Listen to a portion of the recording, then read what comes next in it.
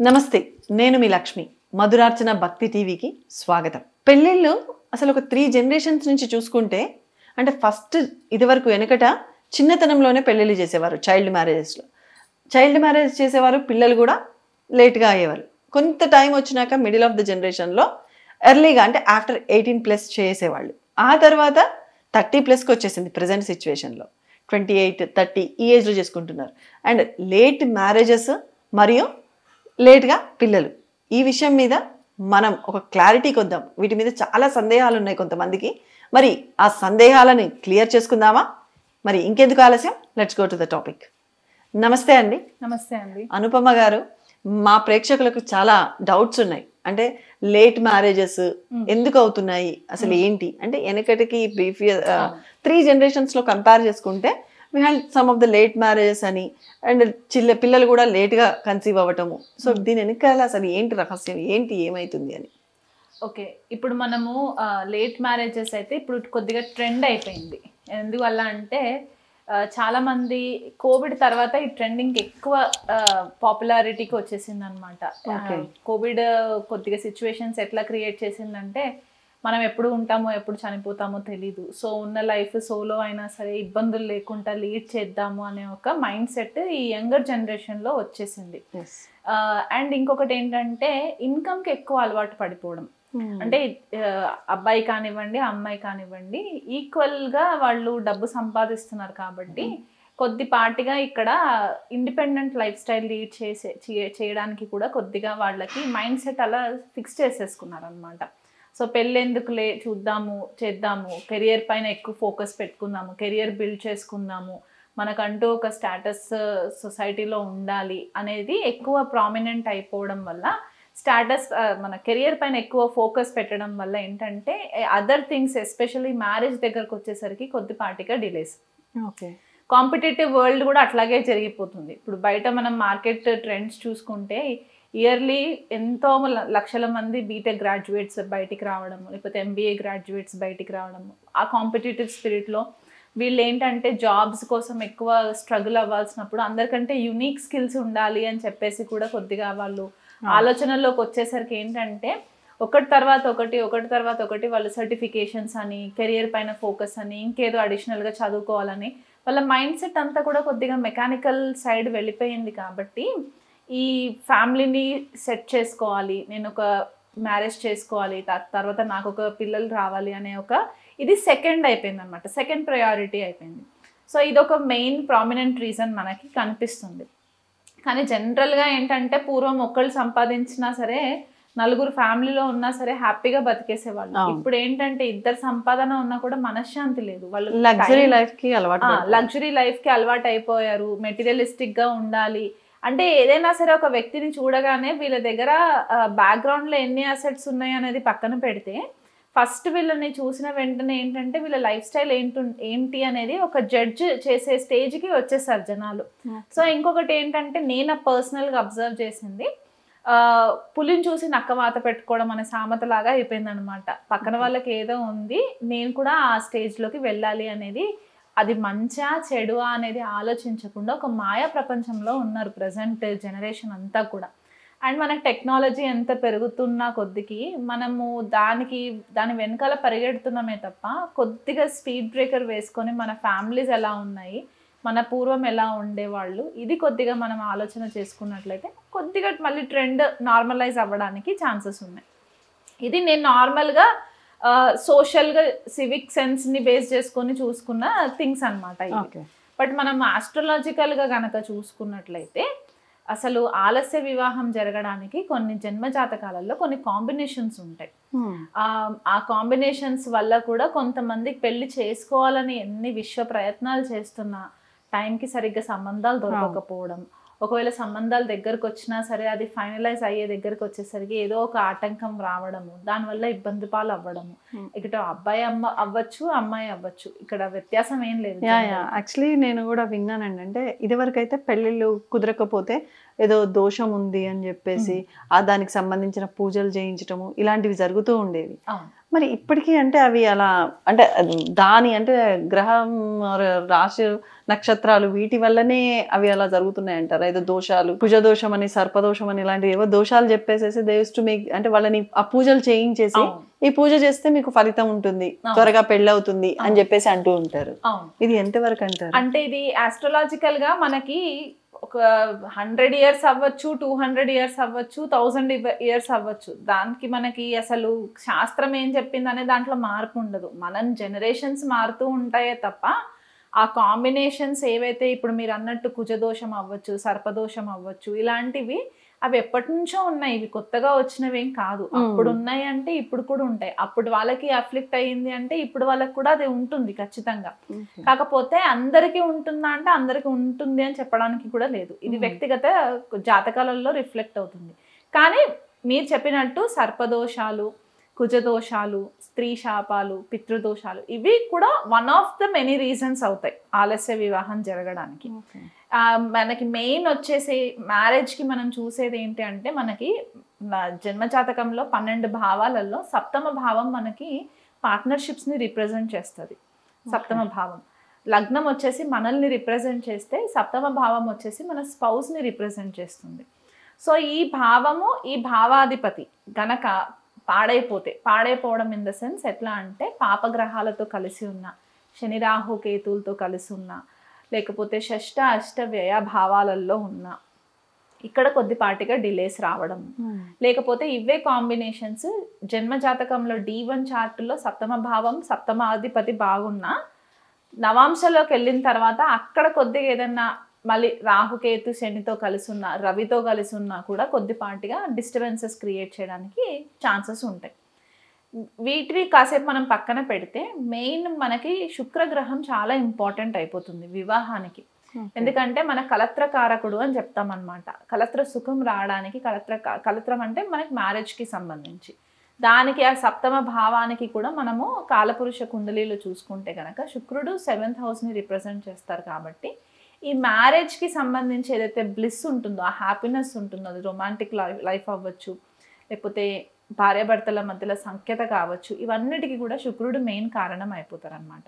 So ఈ శుక్రగ్రహం కనుక జన్మజాతకంలో కనుక రాహు కేతు శనితో కనుక పీడింపబడిన, రవితో కూడా పీడింపబడిన, ఇప్పుడు జనరల్గా రవికి శుక్రుడికి చాలా దగ్గరగా ఉంటారనమాట. మధ్యలో బుధుడు ఒకళ్ళు ఉంటారు. మనకి సోలార్ సిస్టంలో చూసుకున్నట్లయితే ఈ రవి శుక్రులు ఆల్మోస్ట్ ఒక హౌస్ నుంచి ఇంకొక హౌస్ డిస్టెన్స్లోనే ఉంటారనమాట. అంటే చాలా దగ్గరగా ట్రావెల్ చేస్తూ ఉంటారు ఈ గ్రహాలు. ఓకే. సో రవితో ఎప్పుడైనా సరే శుక్రుడు ఉన్నప్పుడు ఏమవుతుందంటే దగ్గరగా క్లోజ్గా డిగ్రీస్ వచ్చేసినప్పుడు అస్తంగత్వం పొందుతాడు. సో అక్కడ శుక్రుడి యొక్క క్వాలిటీస్ తగ్గిపోతాయి. రవి క్వాలిటీస్ ఎక్కువ వచ్చేసినప్పుడు డామినేషన్ ఎక్కువ వచ్చేస్తూ ఉంటుంది అన్నమాట. సో వీళ్ళకి ఏంటంటే ఎన్ని సంబంధాలు చూసినా సరే ఎక్కడ కూడా కనెక్టివిటీ అవ్వదు, మ్యాచెస్ రావడానికి ఇబ్బంది అవుతూ ఉంటుంది. సో ఇప్పుడు మనం అదే కనుక చూసుకున్నట్లయితే రాహుతో కలిసి ఉన్నారనుకోండి, శుక్ర రాహువులు కలిసి ఉంటే వీళ్ళకి ఆబ్సెషన్ ఎక్కువ వస్తూ ఉంటుంది. ఒక పార్ట్నర్తో కంటే ఇంకా ఎక్కువ పార్ట్నర్స్తో ఉండాలి అనే ఒక ఆబ్సెషన్ వస్తూ ఉంటుంది. శుక్రకేతువులతో కలిసి ఉంటే స్టార్టింగ్లో రిలేషన్షిప్ బాగానే ఉంటుంది, కానీ తర్వాత బోర్ కొట్టేస్తుంది రిలేషన్షిప్. ఇప్పుడు మనకి ఈ కాంబినేషన్స్ అన్నీ కూడా మనం చూసుకోవాల్సి వస్తుంది జన్మ జాతకంలో. శుక్రుడు అస్తంగత్వం పొందున్నారా, నీచలో ఉన్నారా, లేకపోతే వక్రి అయి ఉన్నారా, పాపగ్రహాలతో కలిసి ఉన్నారా, షష్ట అష్ట వ్యయ భావాలలో పడ్డారా, ఇవి కూడా మనము కన్సిడరేషన్లోకి తీసుకోవాలి. ఇది D1 కాకుండా D9లో కూడా మనం చెక్ చేసుకోవాలి. కొన్నిసార్లు అన్నీ బాగుంటాయి కానీ దశ అంతర్దశలు ఫేవరబుల్గా ఉండవు. కొన్నిసార్లు ఏమవుతుందంటే జన్మజాతకంలో ఈ పర్టిక్యులర్ ఈవెంట్ జరగాలి అంటే మనకి ఆ ప్రామిస్ ఉండాలి. ఆ ప్రామిస్ మనకి డివైన్ నుంచి వచ్చే ప్రామిస్ అనమాట. ఈ జీవి ఈ జన్మలో ఎలాంటి రెస్పాన్సిబిలిటీస్, ఎలాంటి కర్మ బాంధవ్యాలలో ఉంటారో అనేది కూడా మనం నిర్ధారణ చేసుకొని వస్తాం. కాబట్టి ఆ మ్యారేజ్ అనే కాన్సెప్ట్ అసలు మన లైఫ్లో ఉన్నదా, ఆ ప్రామిస్ అనేది ఉన్నదా అనేది కూడా మనకి చార్ట్లో చెప్తుంటుంది. కొంతమందికి ఏమవుతుందంటే అసలు మ్యారేజ్ అనే ప్రామిసే ఉండదు, కానీ వాళ్ళు ప్రయత్నాలు చేస్తూనే ఉంటారు. 40 years అయిపోతుంది, 42 years అయిపోతుంది, వాళ్ళకి అసలు మ్యాచెస్ దొరకవు. సో ఇంకా వాళ్ళకి ఆశలు పోతాయి అనమాట. ఒక ఫ్యామిలీ లీడ్ చేయాలనే ఆశ పోతుంది. సో ఇలా చూసుకోవాల్సి వస్తుంది అనమాట.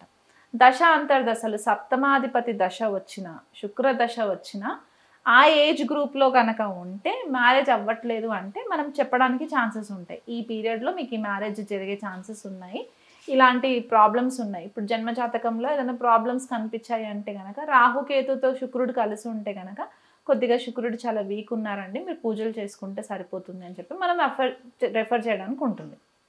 శని కూడా చాలా మెయిన్ కారణం అవుతుంది అనమాట. ఎందుకంటే శని గ్రహం జనరల్గా డిలే కాజ్ చేస్తూ ఉంటారు, ప్రతిదీ ఆలస్యంగా జరుగుతూ ఉంటుంది. శని యొక్క వీక్షణ సప్తమ స్థానం పైన కానీ వ్యయభావం పైన కానీ పడినప్పుడు వీళ్ళకి మ్యారేజ్ కొద్దిగా డిలే అవుతుంది. వీళ్ళు ఎందుకు డిలే అవుతుందంటే శని ఎక్కువ సప్తమ భావం పైన డామినెన్స్ ఉంటే కనుక వీళ్ళు కెరియర్ ఓరియంటెడ్ అయిపోతారు. ఓకే, కెరియర్కి ఎక్కువ ప్రయారిటీ ఇచ్చేస్తూ ఉంటారు. 35 వచ్చినా కూడా కొన్నిసార్లు మ్యారేజెస్ అవ్వలేని పరిస్థితి, కొన్నిసార్లు ఆర్థిక పరిస్థితి కూడా బాగోలేకపోవడం, ఇలాంటి కాంబినేషన్స్ ఉంటాయి. కాబట్టి దీనివల్ల మనము ఆలస్య వివాహం జరగడానికి మనము రీజన్స్ చెప్పుకోవచ్చు. దానికి తగ్గట్టుగా మనము పూజలు చేసుకున్నా కూడా దానికి ఎఫెక్ట్ ఉంటుంది ఖచ్చితంగా. ఇప్పుడు ఆలస్య వివాహాలే ఎంత లేట్గా చేసుకుంటున్నారో పెళ్ళి, అంత క్విక్గా డివోర్స్ కూడా తీసుకుంటున్నారు. అవును, నెంబర్ ఆఫ్ డివోర్స్ కేసెస్ కూడా ఎక్కువైపోయాయి. సో దీనిపై మరి మీ అభిప్రాయం? డివోర్స్కి కూడా అందరికి డివోర్స్ అవుతుంది అని కూడా మనం చెప్పడానికి, కానీ నెంబర్ ఆఫ్ ఎక్కువైపోయాయి. అవును, ఎక్కువ. అంటే కొన్ని కోర్టు వరకు వెళ్ళినవి కూడా మళ్ళీ వాళ్ళు కాంప్రమైజ్ అయిపోయేది ఒక రకంగా, వాళ్ళు మ్యూచువల్ అండర్స్టాండింగ్ ప్రకారం వచ్చేసి కూడా కొన్ని ఫ్యామిలీస్ ఉన్న వాళ్ళు ఉన్నారు. కానీ డివోర్స్కి వచ్చేసరికి ఏంటంటే మళ్ళీ మన జన్మ జాతకంలో డివోర్స్ యోగాలు ఉండాలి, అవి ఉంటేనే అవుతాయి. ఇప్పుడు మన మ్యారేజ్కి ఎట్లాగైతే ప్రామిస్ ఉంటేనే మనకి జరుగుతుంది అని ఎలాగైతే చెప్పుకున్నామో, డివోర్స్ కూడా ఇంచుమించు అంతే అనమాట. మనకి జన్మ జాతకంలో ప్రామిస్ ఉండి ఈ డివోర్స్ జరగడానికి మనకి మళ్ళీ సప్తమ భావం పాడవ్వాలి, సప్తమాధిపతి పాడవ్వాలి, శుక్రుడు పాడవ్వాలి. ఈ సప్తమాధిపతి వెళ్ళి షష్ఠ భావంతో కనెక్టివిటీ ఉంటే కనుక కోర్టు లిటిగేషన్స్ జరగడానికి చాలా ఆస్కారాలు ఉంటాయి. లేదా షష్టాధిపతి సప్తమ భావంలో ఉన్న ఆ గ్రహాల యొక్క దశ అంతర్దశలు వచ్చినప్పుడు మనకి కొద్దిపాటిగా డివోర్స్ యాక్టివేషన్ అవ్వడానికి చాలా ఛాన్సెస్ ఉంటాయి. అంటే ఈ భావాధిపతులు మళ్ళీ శనితో కానీ రాహుతో కానీ కేతు రవితో ఇలాంటి కాంబినేషన్స్లో కలిసి ఉంటే గనక ఆ దశ అంతర్దశలు వచ్చినప్పుడు డివోర్స్ జరగడానికి ఛాన్సెస్ ఉంటాయి.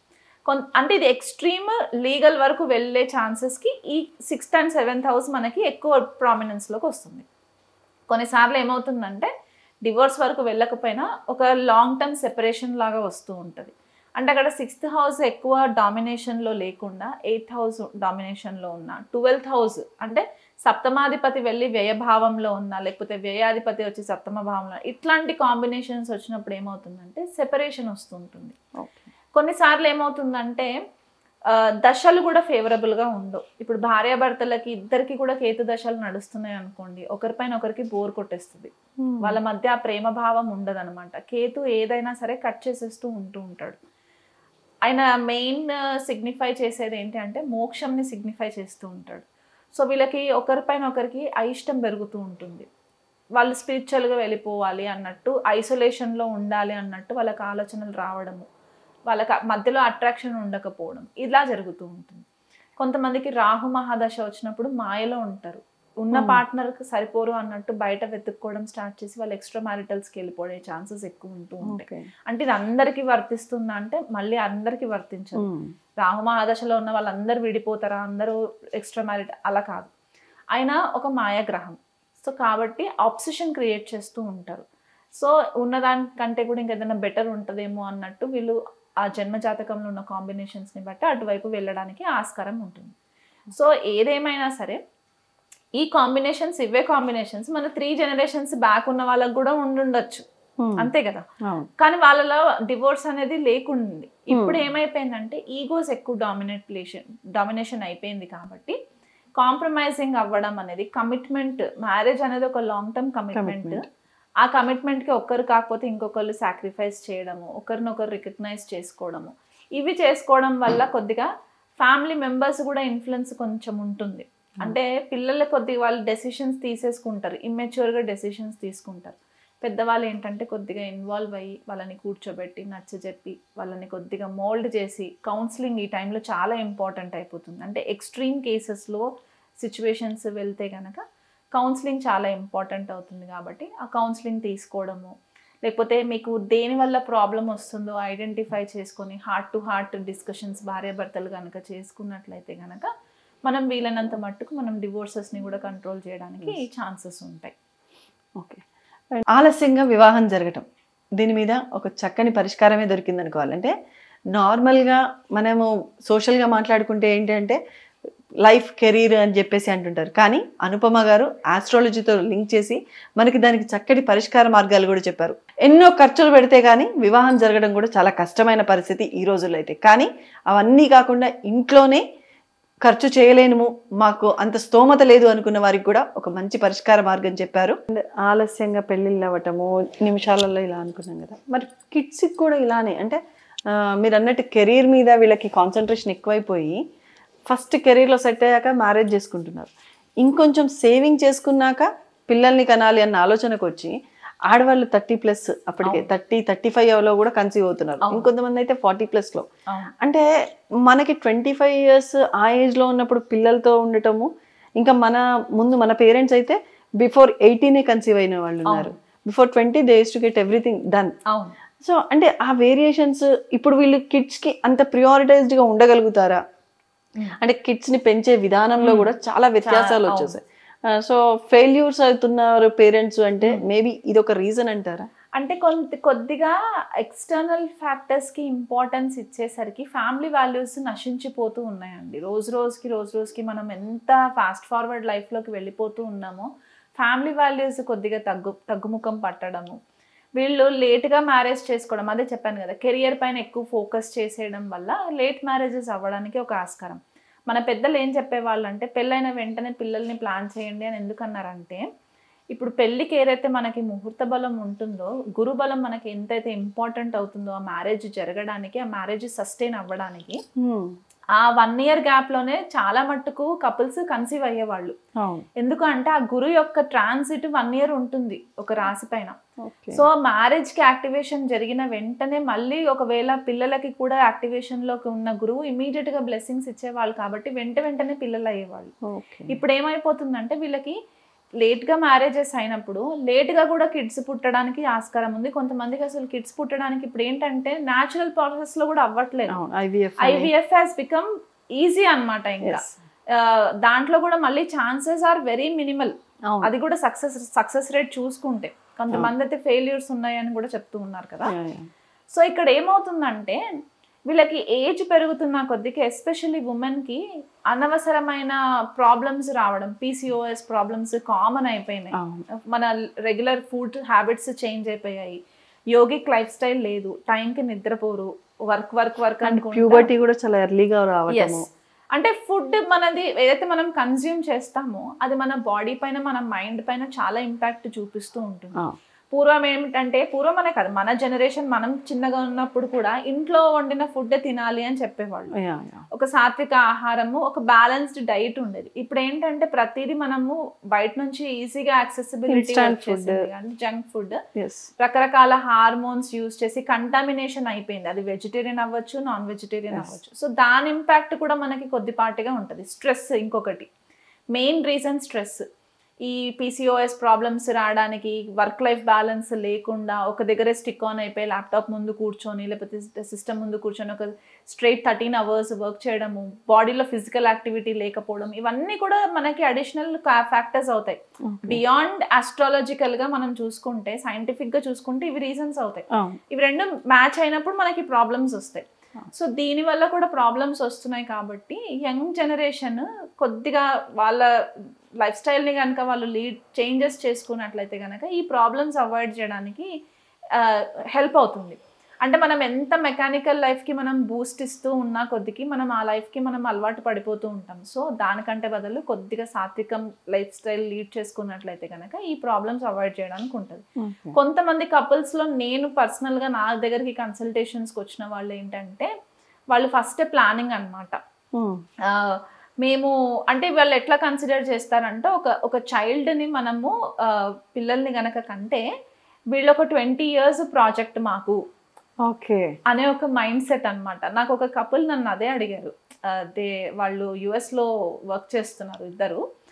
మేడం ఇప్పుడు మాకు టైం పీరియడ్ ఎట్లా ఉంది, మేము ఒకవేళ కిడ్స్కి ప్లానింగ్ చేసుకుంటే నెక్స్ట్ 20 years ప్రాజెక్ట్ లాగా మేము వాళ్ళని పెంచగలిగే స్థాయిలో మేము ఉండగలుగుతామా, ఫైనాన్షియల్గా అవ్వచ్చు ఇమోషనల్ సైకలాజికల్ సపోర్ట్ వైజ్గా అవ్వచ్చు. మా టైమ్స్ ఎట్లా ఉన్నాయి, మేము కలిసి ఉండి మేము అంటే వాళ్ళకి వాళ్ళ ప్రేమ పైన వాళ్ళ రిలేషన్షిప్ పైన వాళ్ళకి ట్రస్ట్ లేదు. ఫస్ట్ ఆఫ్ ఆల్ మేము కలిసి ఉంటామా అనే క్వశ్చన్ రాకూడదు. అవును, ఆ క్వశ్చన్ వచ్చిన తర్వాత ఆ అమ్మాయి వేసిన ప్రశ్న ఇదనమాట, నేను కిడ్స్కి ప్లాన్ చేయాలంటే ఫైనాన్షియల్గా మేము ఎఫోర్డ్ చేయగలుగుతామా, ఇప్పుడు ఎఫోర్డ్ చేయలేరమ్మా మీరు అని అంటే వాళ్ళు అసలు ప్లానింగ్ కూడా చేయరు కన్సీవ్ అవ్వడానికి. సో అక్కడ వాళ్ళు అలాంటి రిథమిక్ లైఫ్ స్టైల్కి వాళ్ళు అలవాటు పడిపోయారు, చాలా mechanical life style. So this is another one reason, అది మన చేతులారా మనం చేసుకున్న దానికి ఒక రీజన్ అవుతుంది. సో ఇవి కాకుండా మనకి ఆస్ట్రాలజికల్ చైల్డ్ బర్త్ డిలేస్ అని అంటే మళ్ళీ మనము పంచమ భావాన్ని చూసుకోవాలి, గురువుని చూసుకోవాలి. జన్మ జాతకంలో ఆయన పరిస్థితి ఏంటి, పాపగ్రహాలతో కలిసి ఉన్నారా, గురు దోషాలు ఏమైనా ఉన్నాయా, సర్పదోషాలు ఉన్నాయా, ఇలాంటివి కూడా మనకి అడిషనల్ ఫ్యాక్టర్స్ అవుతాయి. కాబట్టి ఇవన్నీ కూడా క్లుప్తంగా మనము దేశకాల పరిస్థితిని బట్టి మనము ఇవాళ రోజు ఆస్ట్రాలజీని కొద్దిగా మోడర్నైజ్ చేసుకొని మనం చెప్పాల్సిన పరిస్థితి ఉంది. క్లాసిక్స్ మనకి కొన్ని కాన్సెప్ట్స్ ఇస్తారు, కాకపోతే ఇప్పుడు మనం చాలా మోడర్నైజ్ అయిపోయాం కాబట్టి దేశకాల పరిస్థితిని బట్టి కూడా మనలో కూడా కొన్ని చేంజెస్ రావాలి. కాబట్టి ఆస్ట్రాలజికల్ చేంజెస్లో కూడా కొద్దిగా ప్రెడిక్షన్స్లో కూడా కొద్దిగా మార్పులు చేర్పులు చేయాల్సిన పరిస్థితి కనిపిస్తుంది. ఓకే, అంటే కొంతమంది అసలు ఇప్పుడు జనరేషన్ అయితే పెళ్ళిళ్ళే వద్దు అసలు అంటున్నారు, ఇంకొంతమంది ఏమో అసలు జెండర్ డిస్క్రిమినేషన్ లేకుండా గర్ల్స్ అంటే ఇప్పుడు ఐవీఎఫ్ అన్న టాపిక్ వచ్చే లోపల నేను అంటున్నాను అండి, ఐవీఎఫ్ ఉంది కదా, సో ఎవరైతే ఏంటంటే ఇద్దరు అమ్మాయిలు కలిసి ఉంటున్నారు లేదా ఇద్దరు అబ్బాయిలు కలిసి ఉండడం, ఇది యాక్చువల్లీ ఫారెన్లో ఈ కల్చర్ కామన్ అయిపోయి ఉండొచ్చు, బట్ మన దగ్గర కూడా ఈ కల్చర్ని అడాప్ట్ చేసుకుంటున్నారు యాక్చువల్లీ. అది కూడా కొంచెం అది కాంట్రవర్షియల్, ఎందుకంటే ఇప్పుడు హోమోసెక్షువాలిటీ అనేది కూడా కొద్దిగా ప్రామినెంట్ అయిపోయింది, లీగలైజ్ అయిపోయాయి, కొన్ని కంట్రీస్లో లీగలైజ్ అయిపోయాయి. ఇది పర్సనల్గా నేనైతే సృష్టికి విరుద్ధం అనే చెప్తూ ఉంటాను. ఎందుకంటే ఒక పురుషుడి ఎనర్జీ, ఒక ప్రకృతి ఎనర్జీ, పురుష ప్రకృతి అనేది మనకి శివశక్తి తత్వంగా కూడా మనం చెప్తూ ఉంటాం. కాబట్టి ఆ ఎనర్జీ కొద్దిగా ఇంబ్యాలెన్స్ అయిపోతూ ఉంటుంది. పోను ఎట్లా అయిపోతుందంటే టెక్నాలజీ ఉంది కదా, ఏఐ బూమ్ అవుతుంది కదా, మేము ఏఐ త్రూగా కూడా మేము కిడ్స్ని ఒక ల్యాబొరేటరీలో మేము మనకి నచ్చినట్టుగా మన క్రియేట్ చేసుకోగలుగుతాం కదా అనే ఒక స్టేట్ ఆఫ్ మైండ్కి కూడా వచ్చే పరిస్థితులు కనిపిస్తుంది. అంటే ఎవ్రీథింగ్ ఒక మెకానికల్ లైఫ్ స్టైల్లోకి వెళ్ళిపోయే ఛాన్సెస్ కనిపిస్తూ ఉన్నాయి. సో అలా కాకుండా కొద్దిగా మళ్ళీ మన హిందూ ధర్మం ప్రకారము ఏదైతే మన పూర్వీకులు చెప్పారో దాన్ని మనం కొద్దిగా అడ్జస్ట్ చేసుకున్నట్లయితే కనుక ఇబ్బందులు లేకుండా ఉంటాయి. కానీ ఐవీఎఫ్ కూడా మనం చాలా ప్రమోట్ చేయడం అనేది కూడా అంటే కొంతమంది బాడీస్కి అది సెట్ అవుతుంది, కొంతమందికి సెట్ అవ్వదు, ఇబ్బందులు పడడం ఇవన్నీ ఉంటాయి. కాబట్టి యాక్చువల్లీ 35 వరకు ఆగుతున్నారు, 35 వచ్చాక ఐవీఎఫ్కి వెళ్ళి ఆ ట్రీట్మెంట్ తీసుకొని కన్సీవ్ అవుతున్నారు. సో వీళ్ళకి 40 వచ్చే వరకు పిల్లలకి 5 years. ఇట్లా అవ్వటం వల్ల వాళ్ళకి ఎలా ఎంగేజ్ చేయాలో తెలియక, అంటే ఎందుకంటే ఏంటంటే ఉమ్మడి కుటుంబాలు ఉండేవి, తాతయ్య నాయనమ్మలు అమ్మమ్మలతో they used to engaged with them. But ఇప్పుడు ఈ రోజుల్లో ఆటిజం కూడా ఎక్కువైపోయింది. So how that impact ma'am, అంటే ఎలా అంటే మనకి ఏదైనా న్యాచురల్ పద్ధతిలో జరిగేవి మనము సృష్టికి విరుద్ధంగా చేసినప్పుడు దాన్ని వచ్చే పరిమాణాలు కూడా అదే తీవ్రతతోటే వస్తాయి కదా. ఇప్పుడు ఆటిజం అనే ప్రాబ్లము మన త్రీ జనరేషన్స్ కి ముందు అంత డిటెక్ట్ అయిన దాఖలాలు అయితే కనిపించవు, అట్లీస్ట్ నేను రీసెర్చ్ చేసినంత అయితే.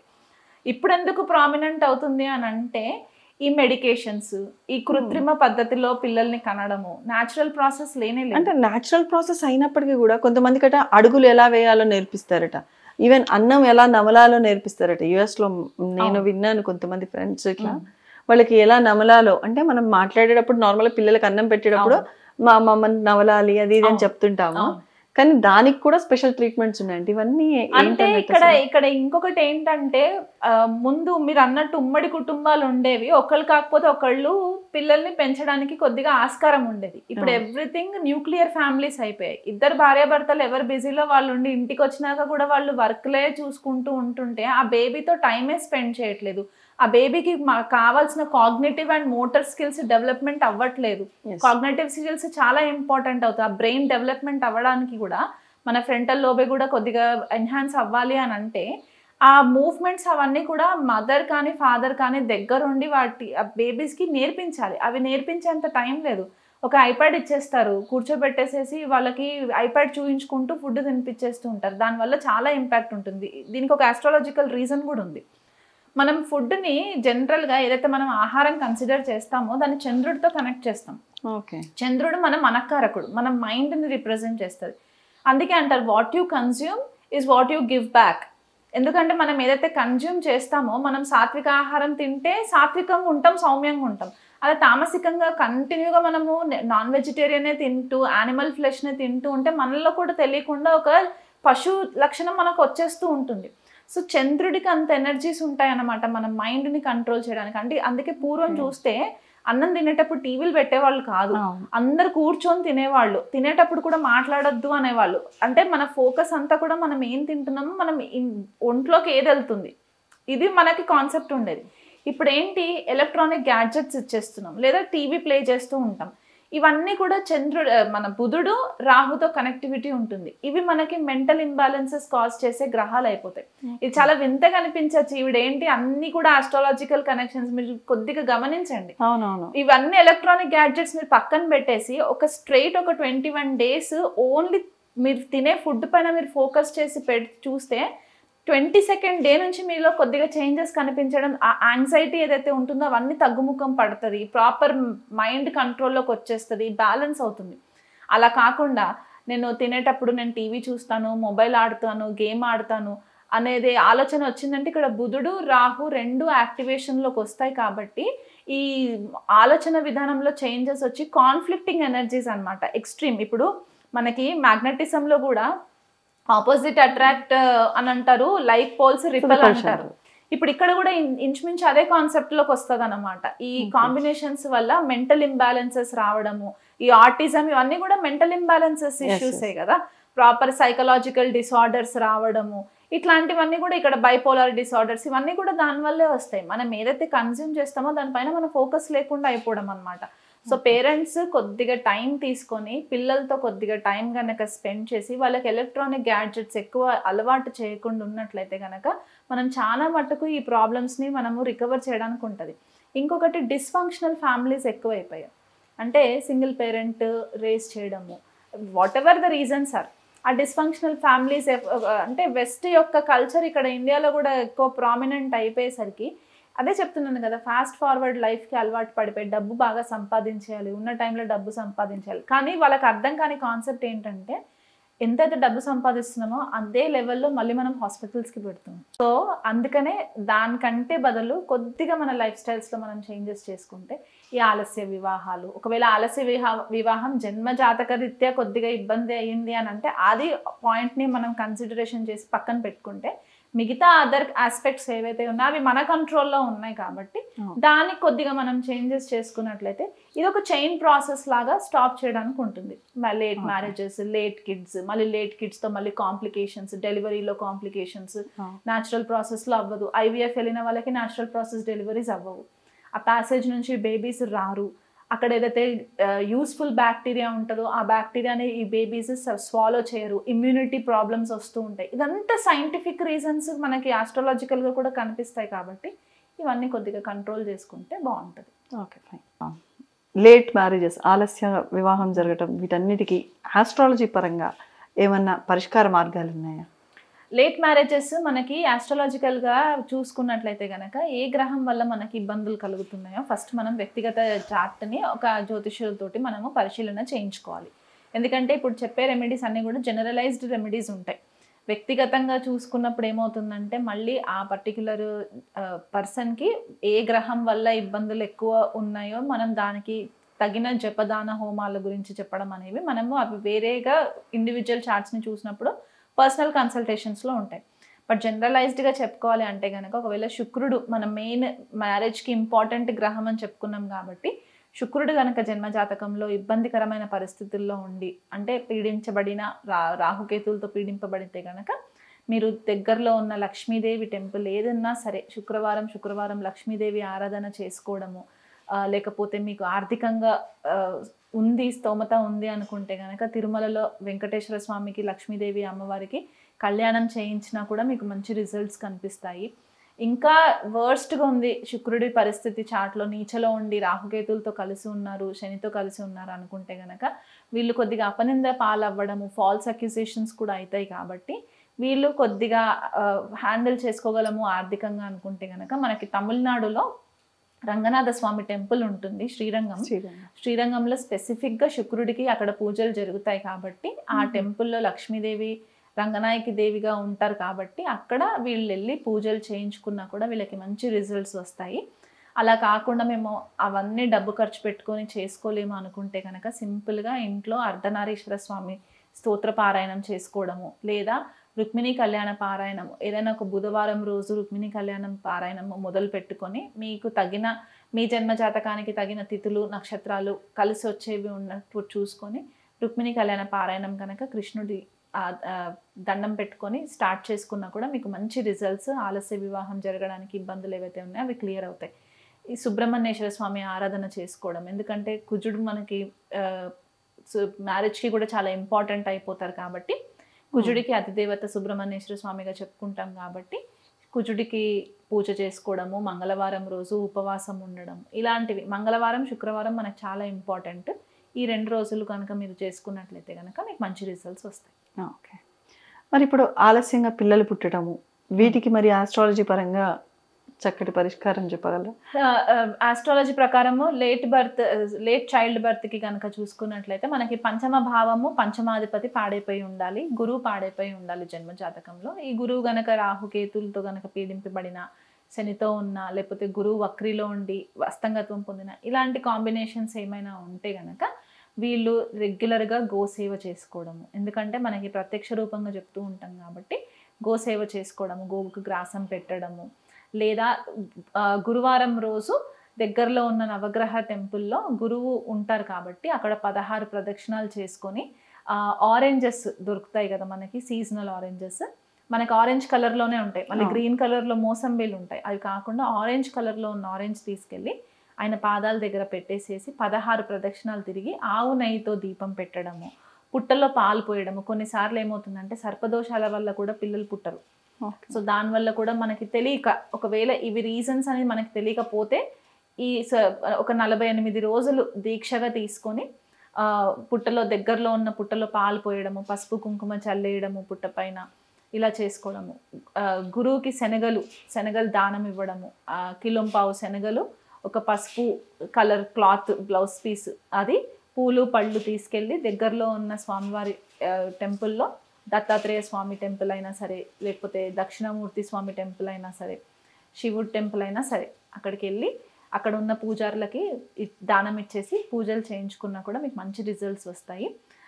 వీలైనంత మట్టుకు చిన్న పిల్లలకి బిలో 12 years పిల్లలు ఎవరైతే ఉంటారో, మీరు ఆర్థిక స్తోమత బాగుంటే కనుక అనాథ శరణాలయాలు ఉంటూ ఉంటాయి, అక్కడికి వెళ్ళి మీరు ఒకసారి భోజనం పెట్టడము, వాళ్ళకి చారిటీ లాగా చేయడము, లేకపోతే మీ చుట్టుపక్కల ఎవరైనా పిల్లలు చదువులేని పిల్లలు, అంటే చదువుకోవాలనుకొని కూడా వెళ్ళలేని పిల్లలు ఉంటూ ఉంటారు కదా, అలాంటి వాళ్ళకి పుస్తకాలు దానం చేయడము. బిలో 12 years పిల్లలకి, వీలైతే ఇంకా బిలో 8 years అయితే ఇంకా మంచిది.